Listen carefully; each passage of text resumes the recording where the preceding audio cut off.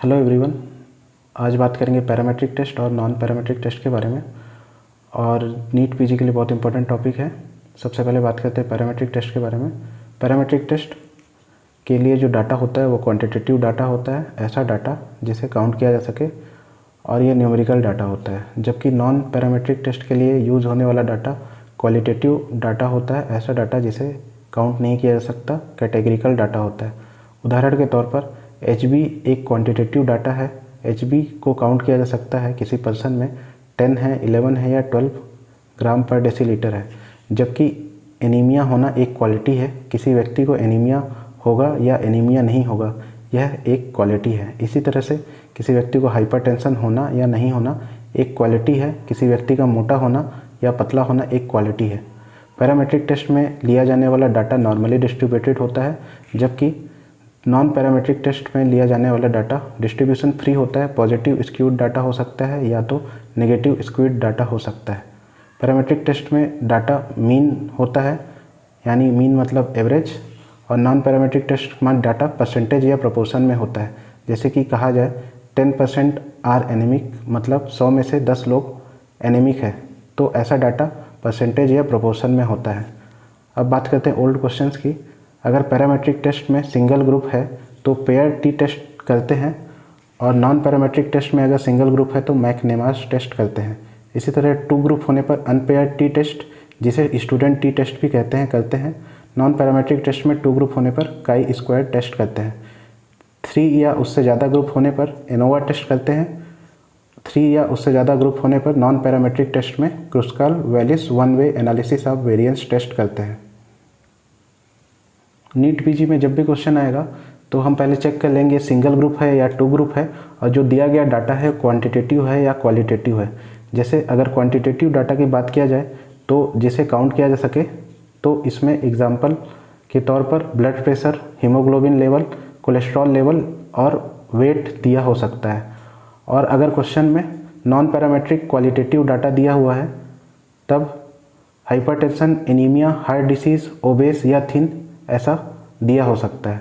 तो उस हिसाब से हम लोगों को क्वेश्चन सॉल्व करना है। सिंगल ग्रुप पे पेयर टी टेस्ट, 2 ग्रुप्स पे अनपेयर टी टेस्ट या student T test. NEET PG 2019 का क्वेश्चन है, और हमेशा याद रखना है अनपेयर टी टेस्ट को ही स्टूडेंट टी टेस्ट कहते हैं, और ये 2 ग्रुप में होता है।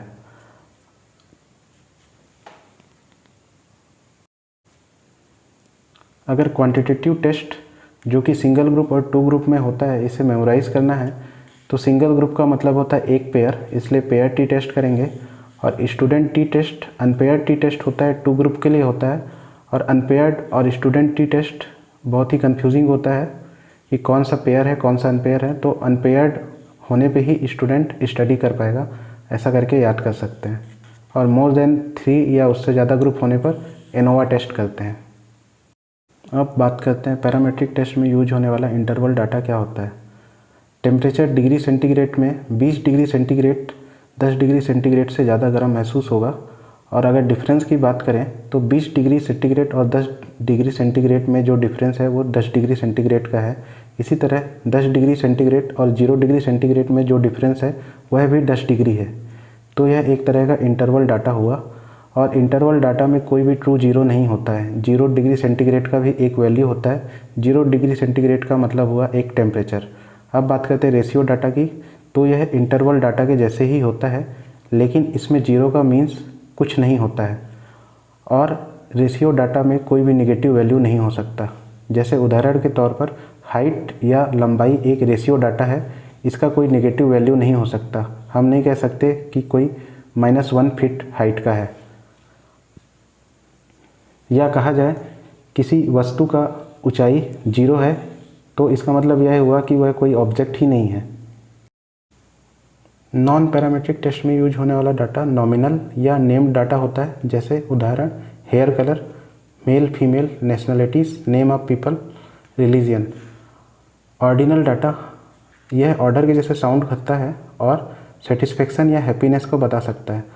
अगर आप किसी सर्विस से संतुष्ट हैं तो उसे ग्रेडिंग दे सकते हैं, very likely, likely, neutral, unlikely या वेरी अनलाइकली। इसी तरह सीवियरिटी ऑफ एनीमिया आप ग्रेड कर सकते हैं माइल्ड, मॉडरेट और सीवियर में। TNM स्टेजिंग में भी आप ग्रेडिंग स्टेजिंग कर सकते हैं। अब बात करते हैं पैरामेट्रिक टेस्ट के एग्जांपल्स की। ब्लड प्रेशर, ये क्वांटिटेटिव डाटा है। हीमोग्लोबिन क्वांटिटेटिव डाटा है। कोलेस्ट्रॉल लेवल क्वांटिटेटिव डाटा है। वेट क्वांटिटेटिव डाटा है। इसी तरह हाइपरटेंशन एक क्वालिटेटिव डाटा है। एनीमिया एक क्वालिटेटिव डाटा है। हार्ट डिसीज, ओबेस, थिन, ये सब क्वालिटेटिव डाटा है। Thank you.